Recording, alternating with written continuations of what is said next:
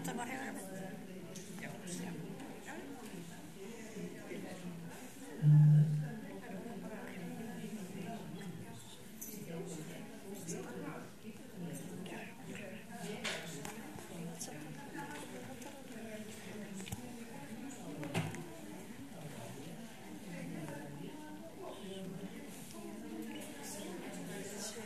Svo heyrst ekki. Þetta sé ekki gott að gera þetta. Halló.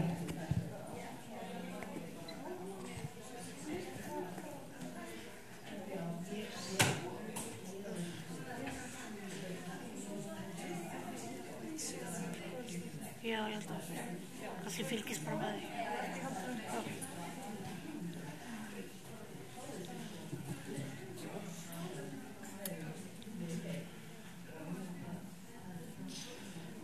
Komið sæl. Fyrir hönd Rikk þá býð ég ykkur velkomin á 7. rafn haustmisseris. Ég heiti Helga Baldvins og Bjargadóttir og kemur úr lögfræði, þroskaþjálfafræði og fötlunarfræði. Ég fekk þann heiður að vera fundarstjóri hérna í dag þegar uppáhalds fyrirlesari minn að fara að halda fyrirlestur. Það hún Freyja Haraldsdóttir, doktorsnemi í menntavísindum, sem flytur fyrirlesturinn Kvenfyrirlitningin felur sig á bak við fötlunarfyrirlitninguna. Andóf fatlaðra kvenna gegn ofbeldi. Freyja með BA-próf í þroskaþjálfafræði, MA-próf í kynjafræði og stundar nú doktorsnám í menntavísindum við Háskóla Íslands. Hún starfar sem aðjúnkt á menntavísindasviði og einnig talskona tabú og tekur virkan þátt í femínískri fötlunarbaráttu. Í fyrirlestrinum fjallar Freyja ólíkar birtingamyndir ofbeldis í lífi fatlaðra kvenna og hvernig fatlaðar konur stunda andóf, pólitískt og persónulega og gera kröfur breytingar. Þá má hún varpa ljósi á hvernig margþætt mismunun og birtingamyndir ofbeldis gagnvart fötluðum konum hefur áhrif á þátttöku þeirra í byltingum á borði MeToo. Gjörðu svo vel, Freyja. Takk. Herra, já, gaman að vera komin hérna til ykkar í dag og vera með ykkur. Heyrið ekki alveg vel í mér? Mætti heyrst meira, ok. Spurning.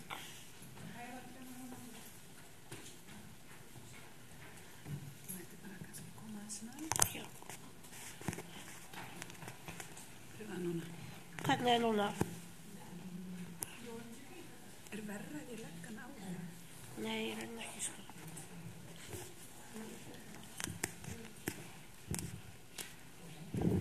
Pröfa hann svona. Kallar hann alveg. Alltaf ykkur. Pröfa núna. Þetta betra svona? Ok. Svona, ok. Herra, já. Ég sem sagt eins og Helga sagði alltaf fjalla meistaraverkefni mitt sem að fjalla sálrænar afleiðingar af margþættri mismunun fyrir fatlaðar konur og ég ætla líka samt að svona prófa mig svolítið áfram með ykkur í að skoða þessar niðurstöður svolítið út frá svona ólíkum skilgreiningum á ofbeldi og svona í samhengi við þá femínískan fötlunaraktivisma á Íslandi. Ég svona kannski pæli líka alveg í honum utan við það en svona bara alveg út frá kannski minni reynslu og svo kannski þá svona enda á því að við hugsum svolítið það saman hvernig aðgengi og upplifun fatlaðra kvenna að MeToo byltingunni svona að reyna að tengja þetta allt saman og hérna á glærunni svona mynd frá mótmælum sem að tabúkonur tabúið femínísk fötlunarhreyfing sem að ég tek þátt í og ein af þeim sem leiði og við svona vorum að mótmæla ofbeldi gagnvart konum með þroskahömlun í Nýjabæ sem var sumar dvalarstaður og þá hafði verið bara algjört aðgerðarleysi þannig að við fórum á stað og voru með mótmæli. Ég held sé komið 2 ár síðan. Planið Vigdís að hafa líka umræður og spurningar. Ég persónulega líka bara opin fyrir því að þetta sé svolítið flæðandi ef það í lagi. Ég framkvæmdi rannsóknina á árunum 2014 til 17 og ég tók svo viðtal með 9 fatlaðar konur á Íslandi á aldrinum 20 ára til 50 ára og svo allar þessar konur áttu að sameiginlegt að vera hvítar og enginn þeirra bjó á svona hefðbundinni stofnun. Þannig að það alveg mikilvægt að hafa í huga að þær konur sem ég tala við eru kannski heldur meiri forréttindastöðu en margar aðrar fatlaðar konur á Íslandi. Sumar þeirra svona kannski þriðjungur skilgreint sem hinsegin og voru flestar búin að búa að mestum hluta höfuðborgarsvæðinu, ekki alveg allar. Og leiðbeinendur mínir voru Þorgerður Einarsdóttir, prófessor í kynjafræði, og Rebecca Lotham, prófessor í sálfræði og frá Manchester Metropolitan University þar sem ég var í skiptinámi. Það var svolítið flókið að fara af stað með þessa rannsókn og ég var mjög lengi að ákveða hvort að þetta væri raunverulega eitthvað sem ég vildi skoða.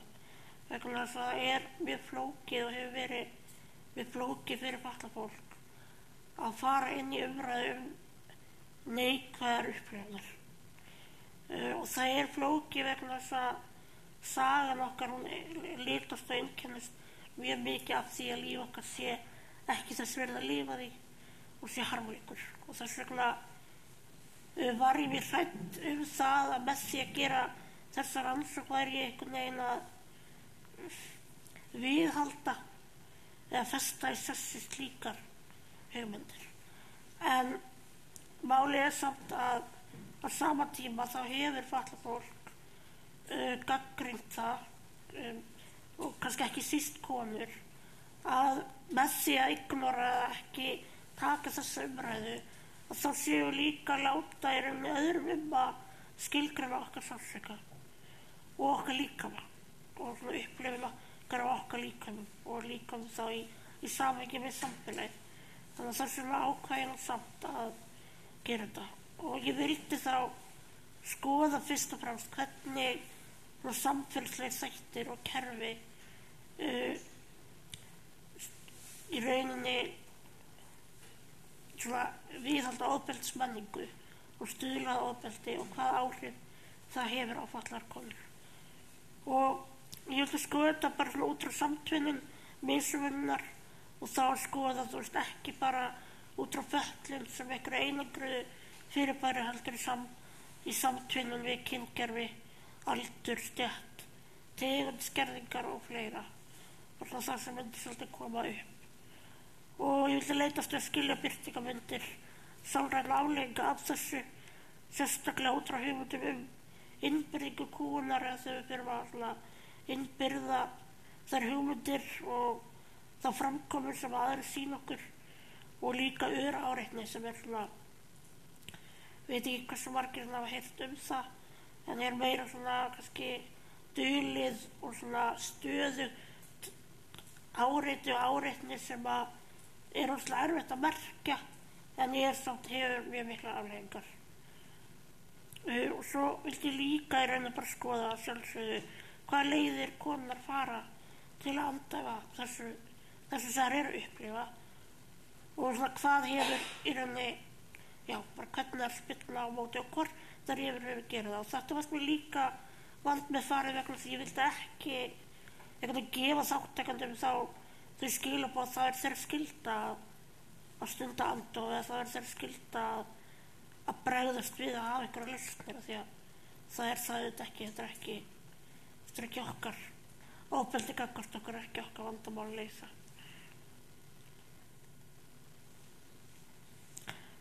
En ég skoðaði gögnin mín svona út frá hefðbundnum skilgreiningum líka á alls á ofbeldi til dæmis í Alþjóða heilbrigðismálastofnun, en ég var samt aðalega að skoða frásagnir kvennanna út frá hugmyndum kerfislegt og menningarbundið ofbeldi sem að meðal annars Jóhann Galtung og Katrín Há hafa skrifað og koma svolítið meira kannski úr rannsóknum stríð og úr friðarfræðum, og það hefur líka verið þessar kenningar á hana að þeim hefur alveg verið beitt í tengslu við fatlað fólk samt kannski meira núna síðustu árin, en þessar kenningar hafa líka verið notað til að skoða áhrif til dæmis fátæktar og misrættis gagnvart börnum og svo framvegis, og svo öráreitni sem ég var að segja ykkur.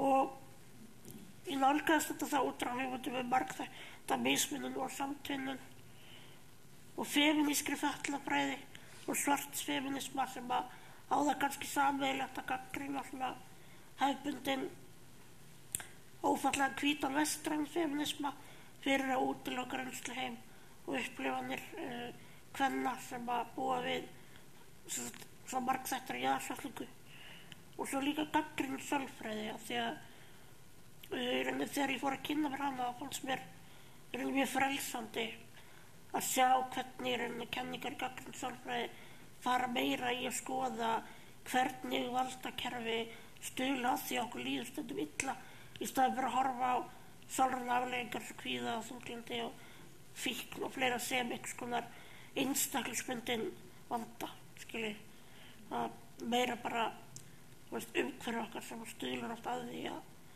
okkur líður ekki vel, og líka bara þegar við erum svona mörg sem að erum að díla við til dæmis kvíða og þunglyndi, að það rosalega, það í rauninni, það hlýtur að vera eitthvað pínu takmarkandi við það nálgast það sem einhvern einstaklingsbundinn vanda þegar við erum bara orðið mjög mörg sem að erum að upplifa, það hlýtur að hafa eitthvað að gera með umhverfi okkar og samfélag.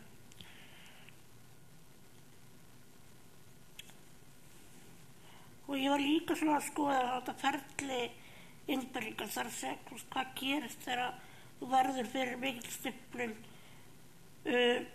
margs konar hindrunum og svona kerfislegum þvingunum og ofbeldi, og bara líka svona erfið samskipti út af það fordóma hvað gerist og hvernig þetta ferli þegar þú ferð allt í einu kannski að tileika þér hugmyndir annarra og svona lífa eftir þeim. Auðvitað það aldrei eitthvað alveg eða alltaf, en ég fór að sjá þetta mjög mikið í mínu starfi með það til fólki þar svona langaði að skoða, og þá skoðaði ég hugmyndir innbyrgu kúgunar bara almennt, oft talaði internalized oppression, og svo bara innbyrgu ableisma sem svona fötlunar fordómar eða fyrirlitning, innbyrgu sexisma og innbyrgu öráreitni, og það hefur verið skrifað alveg sérstaklega það líka hvernig við innbyrðum svona þessu öráreitni.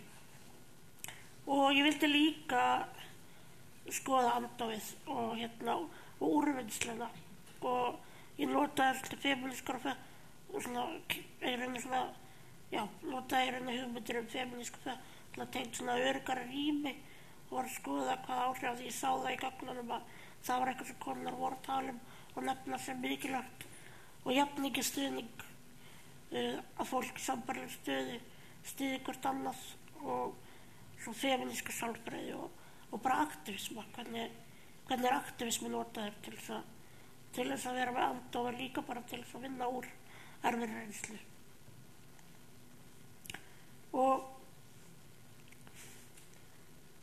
þessi myndina, hún að mörgu leyti finnst mér svona að fanga rannsóknina mína að því leyti að ég er svolítið að skoða hvernig það að vera þessi fatlaða kona í þessu skýi af alls konar stöðugum, óviðeigandi athugasemdum og áreiti, og það sem bara að tala um að setja bundin hjólstól og hvort þú sett búin að biðja nóg bænirna einar svo læknist og hvort þú getur stundar kynlíf og hvort mikil hetja að vesla tómata í búðinni.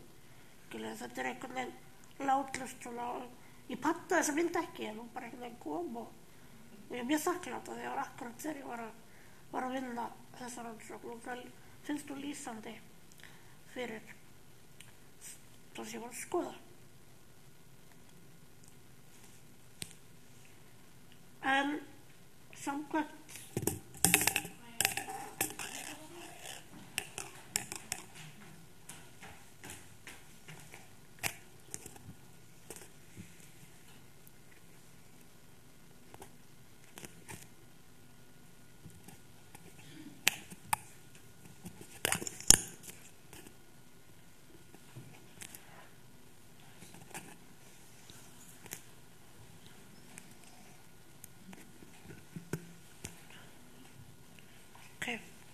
það er ekki alveg mikrofón hannaður fyrir fatlaða líkama, gott dæmi um það. En misréttið í niðurstöðu rannsóknarinnar þá sá ég það að misréttið birtist með margs konar hætti og það birtist til dæmis í beinu ofbeldi, til dæmis líkamlega ofbeldi, kynferðisofbeldi og andlega ofbeldi og svo í þessu óbeina ofbeldi, til dæmis kerfislega menningarbundnu ofbeldi og öðruáreitni. Og þegar ég er að tala um kerfislegt og menningarbundnu ofbeldi þá er ég kannski, eins og varðandi kerfislegt ofbeldi, þá er ég svolítið að meina bara það hvernig kerfi eru strúktúruð þannig að þú færð ekki þá þjónustu sem þú þarft, það er ekki aðgengi fyrir þig, þú verður fyrir alls konar viðmóti sem að smættar þig og gera lítið úr þér. Og svo eins og með menningarbundnu ofbeldi er kannski þessar hugmyndir sem heldur þessu, festur í þessu, heldur þessu við og er þá líka eitthvað sem birtist í orðræði í fjölmiðlum og hvernig við tölum fatlað fólk og svo framvegis. Og svo er það öðruáreitni. Og í rauninni upplifðu konurnar þessar mismunum á ólíkum sviðum og tímum í sínu lífi og það var líka mjög athyglisvert að allar þær konur sem hafa verið fatlaðar frá fæðingu töluðu að þær hafa uppgötvað og ég spurði þær hvort þær myndi eftir einhverju augnabliki sem hefur fattaðar væri fatlaðar og það var yfirleitt í upphafi grunnskóla eða í kringum grunnskóla og þá var það vegna skrítinna athugasemda, einelti stríðni og svona vantrú oft kennara á þeirra getu og líka kannski að þær væri bara svolítið fyrir, bara svolítið vesen af þær. Og það voru svona ákveðir ýmis að mest talað og það var fjölskyldan og vinirnir og skólinn og heilbrigðis- og félagsþjónustan. Ég hefði alveg getað gert bara heila meistararitgerð um heilbrigðiskerfið. Gerði það seinna, kannski bara. Eða einhver annar. Og svo er það í fötlunar og femínískum hreyfingum í tengslu við fjölmiðla, að horfa á fjölmiðla, fara í viðtöl og svoleiðis og svo bara á netinu og út á götu. Og ef ég tek svona meira af því sem við erum hérna að ræða svona kannski skoða svolítið út frá feminisma og út frá aktivisma líka, þá langaði mig svona að varpa svolítið sérstöku ljós á reynslu þeirra af aktivisma og allir konur í rannsókninni höfðu tekið þátt í fötlarsamtökum eða fötlaraktivisma á einhverjum tímapunkti í sínu lífi og þær höfðu mjög blendnar tilfinningar gagnvart þessari reynslu. Það fannst að mörgu leyti valdablandi að koma saman og stuðla umbótum og hafa áhrif á það sem var að valda þeim oft vanlíðan en á sama tíma þá gat að vera jásetandi og flókið og svona ríglandi af því að kannski í þessum samtökum þar sem þær hefðu gengið út frá því að þær ættu að vera nokkuð öruggar frá fordómum og mismunum og það var kannski ekki alveg þannig. Og þær töluðu mikið um að fatlaðir karlmenn og ófatlað fólk væri meirihluta í samtökunum og það endurspeglaðist ekki endilega í því hver var í forsvari, heldur bara hver væri kannski að taka ákvarðanir, sitja fundi. Og það voru tvær konur sem nefndu að sérstaklega að kynjamisréttið birtist í því að konur eru inni meira bak við tjöldin í fötlarsamtökunum en kallarnir fara svo kannski presentir það. Og svo er þetta líka bara að það eru að minna vægi við ákvarðanatökur. Það verið settar í hefðbundin kynhlutverk, það var þá svolítið þetta að baka vöfflurnar og raða stólunum sem við þekkjum kannski í öðrum rýmum mögulega eða hvað. Og og þetta að vera kannski síður í leiðandi hlutverkum og ef þeir voru í leiðandi hlutverkum að þá voru þeir ekki vinsælar. Og þær myndist líka á sérstaklega þær sem töluðu þetta sérstaklega töluðu að brenna út í aktivisma og hafa þurft að hætta eða draga sig úr bara af því að þær voru bara búnar með tálkinn sinn. Og er tilvitnun í eina konuna: karlmenn hafa bara alltaf vinninginn, karlar í fötluðarsamfélaginu. Og ég þekki það kannski ekkert ofsalega mikið, en það sem ég hef kynnst, þá finnst mér það bara að vera kallum sig. Mér finnst þeir reyna til þess ítast að tala konur niður, eða kannski ekki beint. Mér finnst þeir reyna að íta þeim til hliðar, ekki beinlínis tala þeim niður, ekki bara að þeir séu í brottin. Þeir vilja það, þeir finnst voða fínt að vera formenn í svona hagsmunafélagum. Og mér finnst áhugavert bara líka við þetta dæmi að það er mjög svona straightforward en á sama tíma hikandi. Og það líka erfitt að kannski segja þetta bara og svona konfronta þetta svona. Og það voru 2 konur með þroskahömlun sem að lýstu bara mjög ítarlega óánægju sinni yfir því hvað ófatlað fólk hefur mikið vægi og vald í samtökunum þeirra og sérstaklega foreldrar fatlaðs fólks.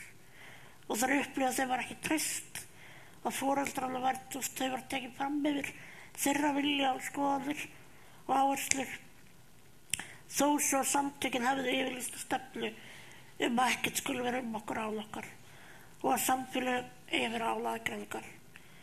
Og það var mjög áhugavert varðandi, það var svona ríkjandi hjá viðmælendunum mínum með þroskahömlun þetta að þær voru að lýsa í hvernig þær hafa líka verið gerðar óvirkar með því til þess að láta þær ekki hafa gögn fyrir stjórnarfundi, ekki gefa tækifæri til þess að undirbúa sig og þar að leiðan og svo kannski sagt þú lagðir ekkert að verka með þetta var bara svo flókið fyrir þig, en það var ekki verið að gera neitt endilega til þess að eða ekki nóg til að styðja þér.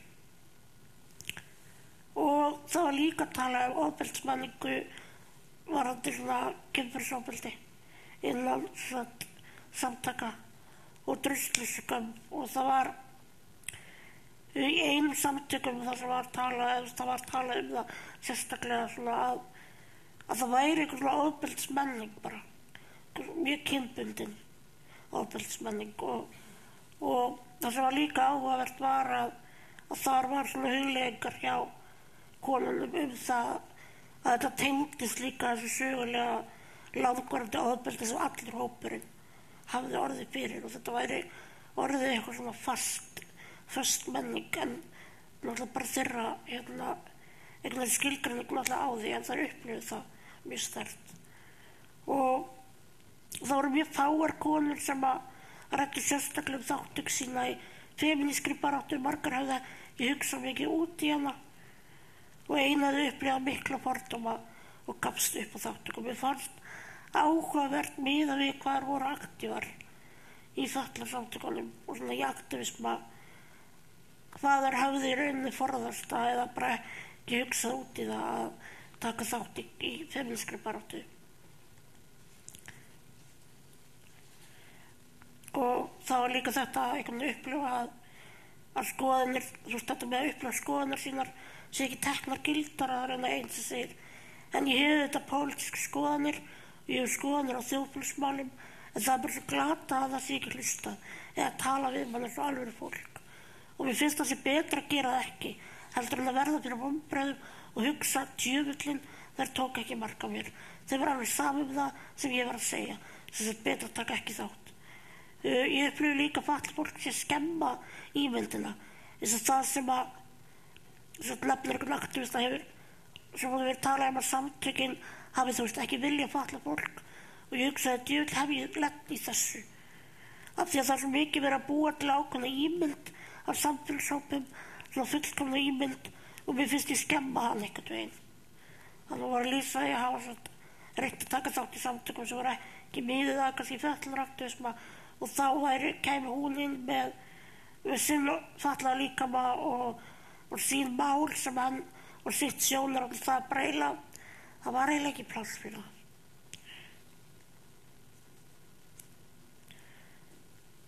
Og þá það sálrænu afleiðingarnar að þær voru margvíslegar og stundum mjög mótsagnakenndar og oft fylgdi mikil skömm, og ég held kannski að það sem við setjum mest eftir í mínum huga einhvern veginn þetta hver og ein tilfinning eða svona líðan kallaði fram skömm.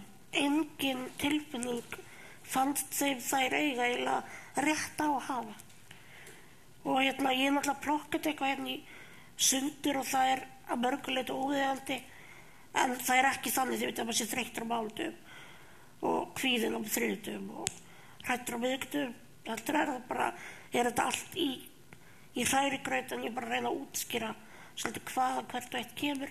Hugtökin sem ég nota ekki eitthvað svona klínísk orðin sem þær notuðu.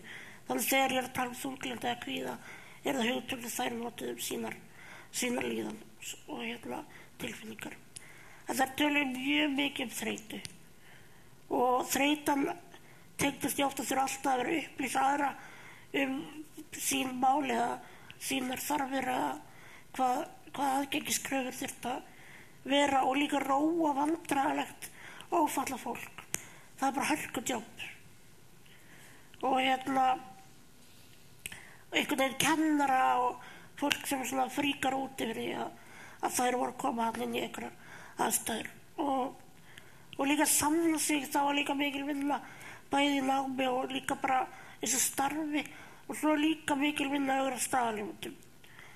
Og mér finnst það svona athyglisvert út frá hugmyndum stereotype threat sem svona ógn staðalímynd, og það einhvern veginn hvernig við göngum áttalega rosalega langt, sem kannski alveg mjög skiljanlegt í að gangast ekki við staðalímynd.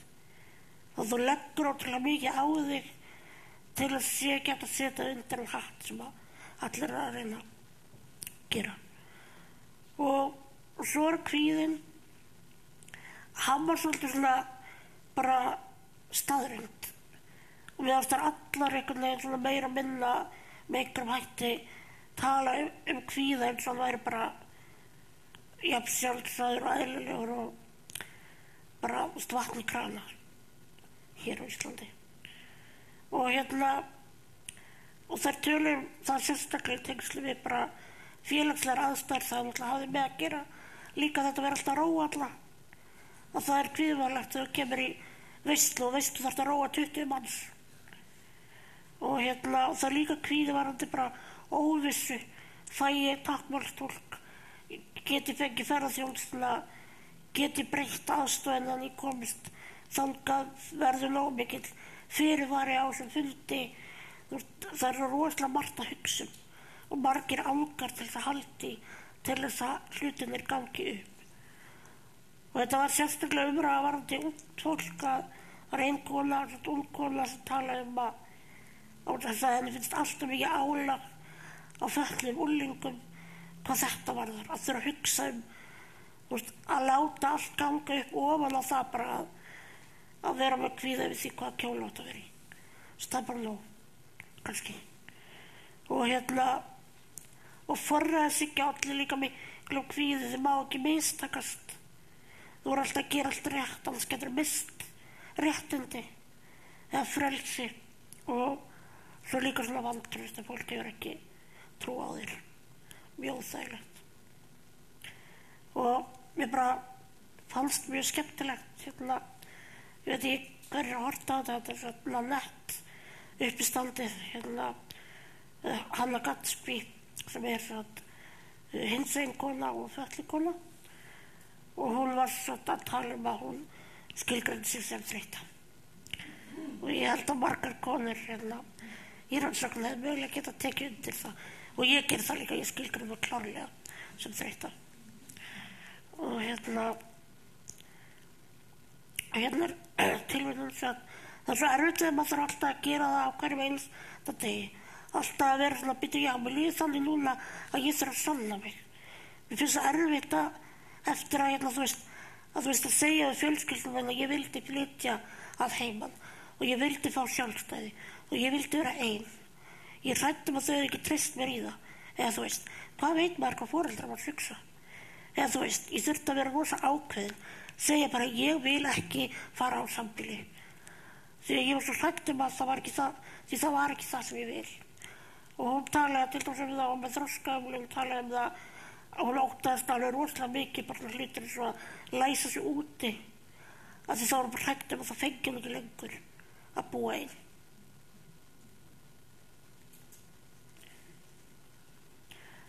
Og svo líka bara pirringur og reiði og það var kannski ekki síst í tengsli við að fólk lítið úr tilfinningum og segir að vera ekki svo viðkvæm og vera svolítið fyndin og vera jákvæð og ekki vera með þetta við. Og líka bara auðvitað komið breiði þegar hefði ekki aðgengi að því sem ófallað fólk hefur sjálfkrafa aðgengi að. Og forræðishyggja var líka mjög frústrerandi. Og reiðin kannski, það var mjög svona áhugavert varðandi reiðina að þær skömmuðu sér rosa mikið fyrir að vera reiður. Og mér finnst það svona áhugavert út frá fötlun og kyngerfi að fatlað fólk náttúrulega á alltaf að vera rosalega þakklátt og konur að vera til friðs. Og þetta saman kannski svolítið mikil pressa að vera ekki reið. Og svo kom fram sorg og þunglyndi og áfall. Og það var mikið í tengsli við, það tölum mikið það, bara í tengsli við þessa látleysu fordóma og misrétti. Og það var líka mikil umræða þunglyndi og áfall í tengsli við kynferðisofbeldi og langvarandi einelti í skóla. Og svo var skömm og valdaleysi. Það tengdist í mikið að vera háðar öðrum, upplifa sig sem byrði út í að fengi ekki viðeigandi aðstoð og líka þetta vera félagslegt vandamál og fjárhagslegt vandamál. Og það töluðu alveg sérstaklega það að það finnst mjög óþægilegt þegar umræðan í samfélaginu byrjar varandi öryrkja og að þeir séu ykkur blóðsugur á kerfinu og finnst mjög óþægilegt þegar stjórnmálafólk fyrir að tala þannig og svo framvegis. Og svo var það þessi afmennskun og kynleysi og ástæður ég hefði saman að hjálpt oft í hendur mjög sterkt að þær upplifðu sig ekki vera manneskjur, það var ekki komið fram með þær eins og manneskjur og þá svona og hvað þá sem konu. Og það voru þarna dæmi bara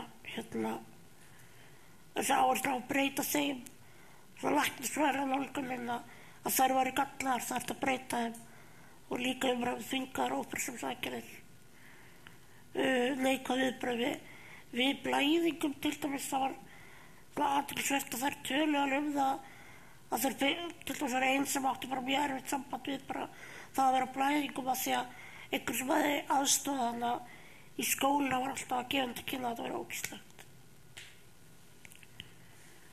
Og svo svona áhuga leysi kallmanna líka mjög flókið fyrir þær og líka þá áhugin sem kom meira þegar það gagnaðist eða hagnaðist kallmannunum. Og það var svolítið svona umræðum kallana sem koma og alltaf bjarga kynlífi fötluðu konunnar og við erum að vera rosa þakklátar fyrir það.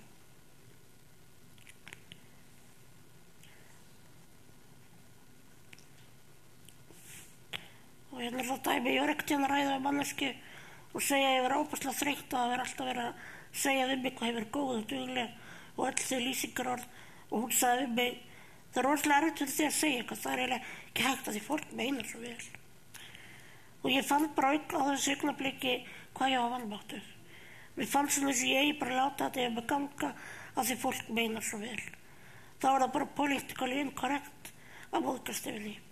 Svo samfélagi segir manni bara halda kjafti sem þægfæll kona.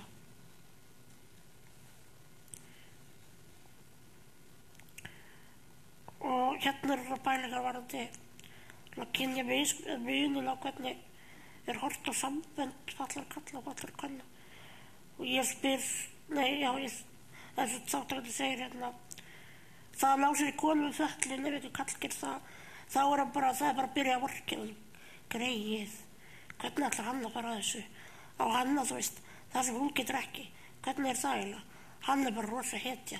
En það öfugt, ef að kona fær sér fatlaðan barn, þá það bara þvílíkt góðverk sem hún að gera. Hún ætla bara að sjá hann þetta grey. Og þá fór ég svona að velta fyrir mig hvað áhrif þetta geti haft. Hún segir bara mjög slæma, ég held það, brotna sjálfsmynd. Það alltaf verið að segja að maður standi ekki jafnfætis ófætliðum kynsystrum sínum. Það er bara dálítið stuð þannig skilaboð. Það bæði í fötlapakkanum og svo þær auk þess konur. Það í fötlapakkanum, kvennapakkanum, svo leggur það saman og þá verður til nýr pakki.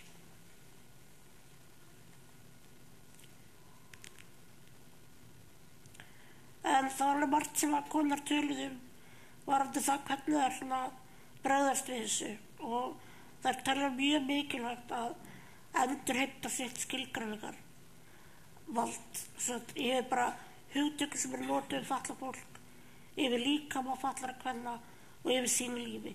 Það sé ekki alltaf einhverja aðra skilgreina.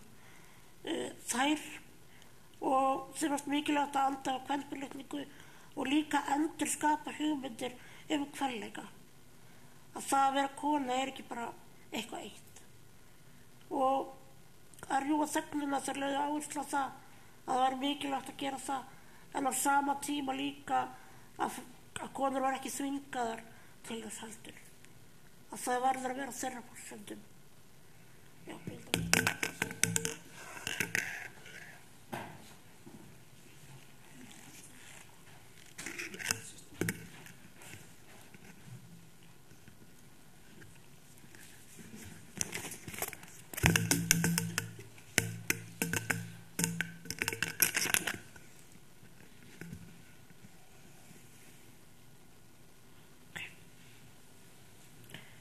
já, og svo er þetta nálagt núna. Já. Það tölur líka mikið að samkennd skiptir miklu máli og það ekki samúð, heldur samkennd. Að finna fólk hlustaði, reynda að skilja og valið þeirra tilfinningar þeirra. Var ekki að setja einhvern annan skilning í þær. Og það var mikilvægt að hafa aðgengi jafnréttisstuðningi bæði að hitta aðrar fatlaðar konur sem var líka mikilvægt að geta verið að fá jafnréttisstuðning í hópi kvenna almennt og svo líka tala mikið að vera mikilvægt fyrir ungt fatlað fólk að hitta annað ungt fatlað fólk og ekki bara á Íslandi heldur alþjóðlega. Af því að eins og einn sagði að maður læri svo mikið á lífið með því að tala á annað fatlað fólk, tala á aðra sem hafa upplifað svipaða hluti og maður sjálfur. Og svo ræddum við líka svolítið geðheilbrigðisþjónustu og það sem að þær, þá ég ætla ekki að fara mikið út í að hérna, sem þær töluðu var það að þeim varst erfitt að leitast eftir geðheilbrigðisþjónustu af því að þær upplifa oft að fordómarnir héldu bara áfram hjá sálfræðingnum eða geðlæknum eitthvað þannig og það var ein kona sem lýsti líka, hún hefði leitað á spítalann þegar hún var með miklar sjálfsvígshugsanir og var satt bæði við geðraskanir og innhverfu og það var sagt í rauninni, henni var sagt að þau gætu ekki hjálpa henni því að þau var ekkert að vinna með svona innhverf fólki. Það er ekki boðið, ég vil að passa ykkur á því að vera bæði geðfötluð og með innhverfu. Það er svo mikið. Og svo náttúrulega lögðu þær mikla áherslu á það að samningur Sameinuðu þjóðanna til fatlaðs fólks verið lögfestur, ekki bara fullgiltur, þær upplifðu sig ekki hafa lagalega vernd í rauninni og þeir gætu ekki leita réttar síns með nægilega skilmerkilegum hætti. Og svo töluðu líka mikið lögfestinga NPA sem núna reyndar komið, sem var gleðilegt en þá náttúrulega eftir að sjá hvernig það verður í framkvæmd. Og svo líka tákmálstúlkunin var mjög ofarlega fyrir þær konur sem þurftu að nota tákmálstúlkun að hafa aðgengi að henni alltaf, ekki bara í ákveðnum aðstæðum.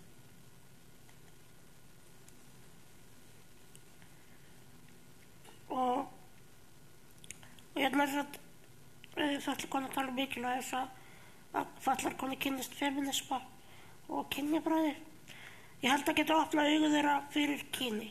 Mér finnst þótt eins og ég sjálf, ég fattaði ekki kynjavísindin þar til ég byrjaði sem áfanga í skólanum. af því að maður fann líka fyrir fordómum því ég er kona. Ég er fötluð, þannig að já, fordómum fyrir því að ég er kona fela sig svona bara á bak við fötluð fordómana. Og svo áhugaverð umræður það að vera alveg kona og ég ætla svona að taka það í lokin að varða niðurstöðunar. Og eins og þannig að ég tók nokkuð með þetta ákvörðun þrítugt að nú kannski komið tími til að verða kona og þá vildi ég vita hvað það þýddi. Og það þýddi að ég ætla ekki að líða fólki að tala niður til mín eins og 5 ára. Og það þýddi það líka að ég ætlaði kannski að kaupa mér háhælaða skó og ég ætlaði að kaupa mér kjóla og varlit og reyna að fara reglulega í klippingu og reyna að vera eins og manneskja og bara svona þú veist, reyna að stækka sjálfsmyndina, að hætta að vera þetta grey, virðist bara hafa meira kjark og kraft í þetta. Ég held að getum alveg þú veist tala þetta kóti alla helgina. Það er svo margt þarna. Það er náttúrulega bæði þetta að fyrir fatlaðar konur geta að vera andof að gangast inn í helbetinn kylluterk og það er bara mikilvægt tæki sem að margar okkar nota. En á sama tíma er líka ekki bara það er líka eins og að tala þarna að þora að segja sem að vill setja mörg háskoðanir og láti sér heyra. Og önnur kona, mér finnst ég vera alveg kona, sterkari og duglari, tilbúnari að segja hvað mér finnst og hvað er rétt og rangt, sko. Það finnst mér alveg meira háttar flott, því þá er ég ekki eins óörugg mig. Og þetta sagði ég kærfari að tala mikilvægi aðgengi að háskólamenntun, tækifærum, svolítið menntunar og atvinnum. Ég er náttúrulega svo alltaf fallin á tíma og ég ætla bara að fara mjög hratt yfir hvað þýðingu þessar niðurstöður hafa eða hvað þær geta haft fyrir baráttu gegn ofbeldi og aðgengjabyltingum og bara MeToo. Þetta er mynd úr Druslugöngunni sem Tabú tók þátt í. Þetta er síðan 2014. Og það er kannski sem ég held fyrst og fremst að við þurfum að skoða er bara hvernig skilgreinum við ofbeldi. Og að því að við upplifum margþætta mismunun að þá er eins og nokkuð flókin og samræmist ekkert alltaf hefðbundnum skilgreiningum á ofbeldi. Og það sem gerist þá er þá tengjum við ekki endilega heldur við þær. Við séum bæði þessum gögnum og líka í starfi mínu að oft eru bara upplifunar að sumu leyti annars konar og þá finnst þér ekki endilega að þú sko að ofbeldi þú orðið fyrir passi inn í orðræðina sem er ofbeldi. Og margar hefur líka verið valdalausar yfir líka okkar lífi frá barnsaldri og það er svona norm eiginlega bara fyrir okkur að annað fólk er á því bara hvernig það sýslar með okkar líkama og þá verður maður gjarnan kannski samdæna og það krefst oft bara mikil hugrekkis og mikil að vinnu að setja mörk og það getur tekið langan tíma og það er líka kannski kynfrelsi okkar meira skert kannski á annan hátt stundum til dæmis með því að meðan kannski ófatlaðar konur þurfa meira berjast fyrir aðgengi að fóstureyðingum þá erum við kannski meira berjast fyrir þurfa ekki að fara í þær. Ekkert alltaf, ég er ekki aðalega það er ein birtingamyndin og eins líka til dæmis með bara móðurhlutverkið að margar ófatlaðar konur hafa þurft að leggja mikið á sig til þess að vera ekki þvingaðar í það hlutverk á meðan við þurfum að leggja mjög mikið á okkur fyrir að vera treyst til þess að taka við því hlutverki. Og það er líka bara þannig að ofbeldi er oft sko á svona það er á mjög mörgum sviðum og gerendurnir eru mjög margir oft og þeir eru heldur ekki, þetta er ekki alltaf kynbundið og ég svo sansaði það í minni vinnu með fötluðum konum líka að það er rosalega hræðsla á að tala það ofbeldi sem það er að orðið fyrir frá konum, öðrum konum og bara mjög erfiða tilfinningar hvað það varðar og eitthvað sem við þurfum að treysta okkur til að taka umræðum og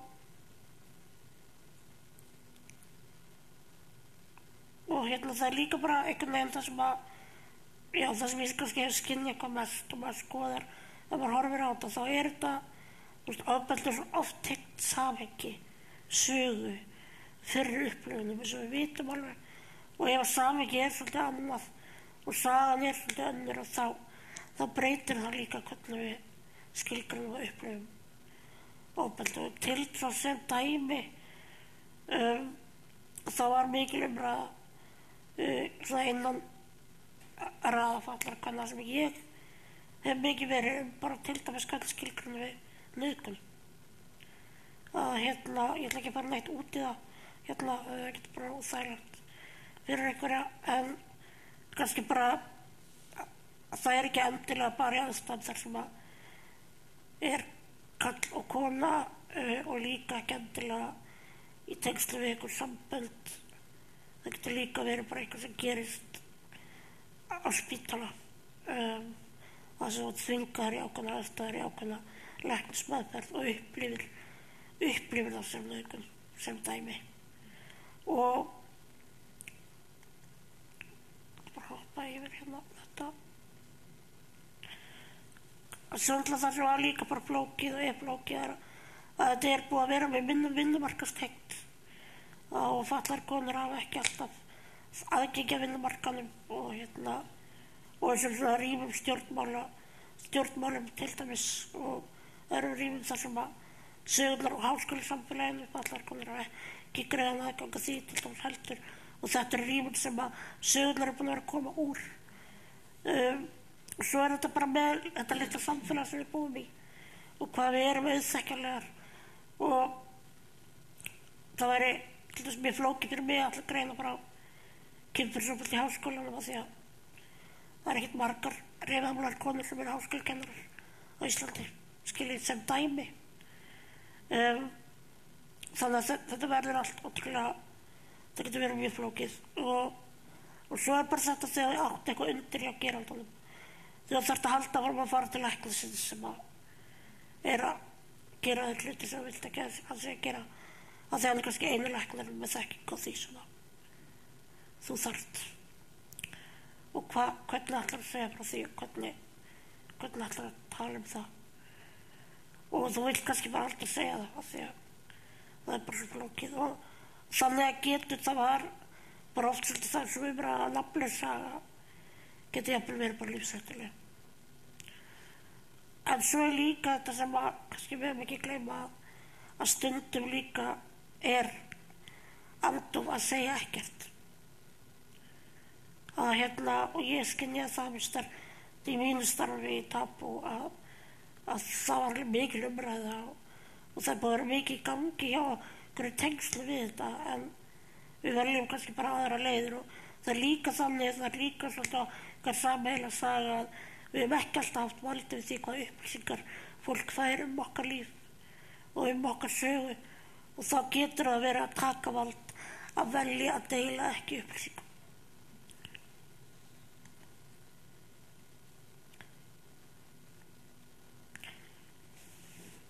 En það er líka, auðvitað hefur MeToo verið bara mjög valdeflandi og styrkjandi fyrir fatlaðar konur sem og margar aðrar konur og það eru alveg konur sem hafa bara stigið fram og tekið samhengið þó að það sé annað og talað um það og til dæmis skrifaði Áslaug í Hjartardóttir grein reynslu sína á ofbeldi innan grunnskólakerfisins og hún segir að ég lít á sjálfa mig sem aktivista en á sama tíma eru sumir hlutir sem ég reynt að forðast. Svo þegar MeToo-byltingin hófst sá ég að sá möguleika að stíga fram og opna sig og væri raunverulegur. En svona margar konur geta sagt frá kynbundnu og kynferðislega áreittu ofbeldi þá hlýt ég að mega að segja frá minni reynslu. Ég er orðin þreytt á að þegja og ég hef enga löngun til að missa alveg geðheilsuna. Þess vegna ætla ég að rífa í gömul sár. Ég ætla að greina frá því sem leynist í þoku fortíðarinnar því með svo druslu skama mig eins og einhver sýnist mér alveg sama. þá held ég að ég þakki fyrir mig og taki bara spurningu.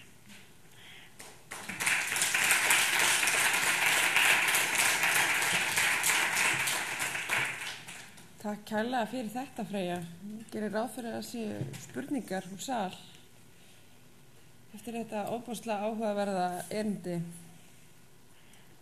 Hver vil með mikrofón? Já.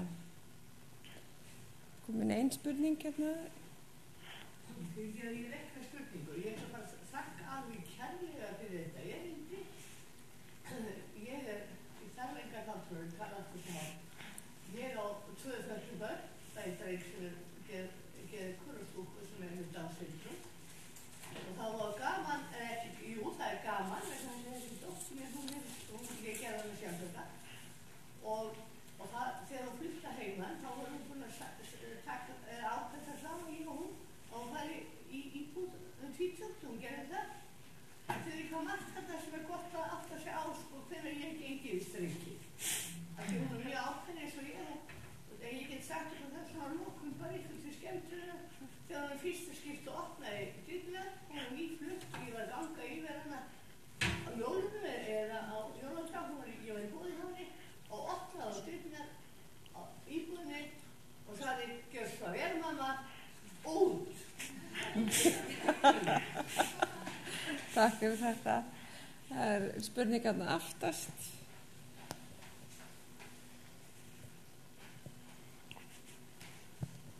Já, þetta er ekki beint spurning, heldur bara svona einhvers konar athugasemd. Ég heiti Kristín og jafnréttiskallarnir Gísli og Björnsson og Ragnar Smárasson.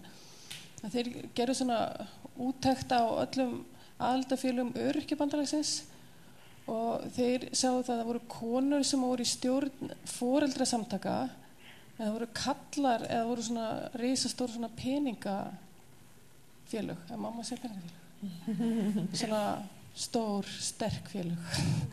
Þannig að þetta bara svona, ég veit ekki hvort að þetta að þið varst að tala um konunnar sem að Já, þú veist það var náttúrulega eins og segir, þú veist, það er þetta er einhvern veginn svolítið mikið hræra því þær töluðu alveg um það væri ekkert endilega alltaf kallar í forystunni en það breytti eitthvað samt ekki þessu ójafnvægi og en það var alltaf líka alveg mikil umræða sérstaklega hjá fólk eða konum með þroskahömlun bara þetta foreldraræði eiginlega sem væri þarna og það væri bara mjög valdletjandi og gerði það verkum að þær hefði bara ekki orku oft í að standa í þessu þannig að já og líka reyndar að því að tala um peningakalla að þá líka alveg kom ekki inn á það hérna en þá líka umræða hjá konunum sem að færi út í taugarnar á þeim aðferðafræðin sem væri oft notuð í hagsmunasamtökunum og snerist einmitt svolítið mikið það að þú veist að forgangsmálin og svona það sem tekið á dagskrá væri oft jafnvel svona peningamiðað og svona steinsteypi miðað þú veist að leigt sali að gera við eitthvað hús eða á meðan allt væri bara í rjúkandi rúst í tilveru margra og þær vildu kannski fara í það skilja þá var svona kalla mál ef ég má orða það þannig sett á dagskrá. Takk fyrir. Viltu mikrofón? Nei. Bara svona ef þú leikum rannsakandan því þú styrkur viðtal við nýju konur og þú tengir við ótrúlega margt sem það er að segja frá eigin reynslu. En það er eitthvað sem komur algjörlega óvart sem þú tengir ekkert við sem kom fram í þessu? Algjörlega, það er náttúrulega var rosa mikil umræða eitthvað sem ég skrifaði líka mikið í sjálfur eins og þetta staðsetja sjálf mig að hvar byrja ég og hvar enda ég í þessari rannsókn. Það var ekkert endilega einfalt og en það var algjörlega ég held að kannski það sem ég tengdi minnst við var þessi reynsla sem ég kannski hef ekki komið alveg á vel inn á hér í dag þessi reynsla kvenna með ósýnilegar skerðingar og hvað til dæmis þær upplifa oft mjög gróft ofbeldi í formi þess að þurfa að sanna sig og sanna sína skerðingu á sér raunverulega og ég held í mínum forréttindum sem manneskja með mjög sýnilega skerðingu er það eitthvað sem ég kannski ekki til dæmis að gera og það var svona margt í því öllu saman sem að var mjög lærdómsríkt en auðvitað líka bara þú veist sjálf ef ég lítið upplifa reiði gagnvart því að vera fötluð sumar upplifað það mjög sterkt og á hvernig tímabilum líka í sínu lífi og skömmuðu sín fyrir að skilgreina sig fatlað að það er eitthvað sem að þú veist bara samræðast ekki mínum reynslu heimi eða skilji það var kannski sem barn eða eitthvað svoleiðis en jú það var rosalega margt og það er náttúrulega eitthvað sem ég þurfti alveg að vanda mér rosa mikið að gera var að reyna að nálgast þetta þú veist út frá því en á sama tíma vil ég líka segja að ég held að hafi styrkt rannsóknina líka mjög mikið að vera fötluð kona af því að mér fannst ég oft fá upplýsingar sem að ég veit ekki hvort ófatlað fólk hefði fengið þær og svona hvernig var talað var oft svona já eins og þú þekkir eða eins og þú veist og líka þetta að geta staðsett með innan hópsins einhvern veginn að vera ekki einhver að koma utan að koma til að rannsaka hína eða skiljur og að það var rosalega gott en auðvitað fylgja því líka alveg bara ýmis siðferðisleg álitamál sko. Það er konar 2 spurningar. Það er spurning hvort að við tökum þær saman. Já. Fríða.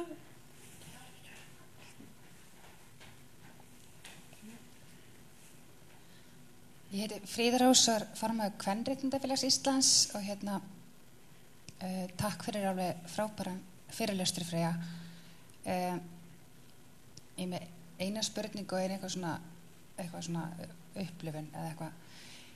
Mér finnst svona þegar hefur alltaf orðið meira og meira að svona kvenréttindin er ekki svona hvað sem er svona afmörkuð meira á fundum með þú veist fólki sem er að berjast fyrir annars konar mismunun eins og til dæmis fötlun eða vegna uppruna eða vegna kynhneigðar eða önnur svona hinsegin mál og það sem kemur mér alltaf alveg ótrúlega óvart er þessi svona típiska svona karlmennsku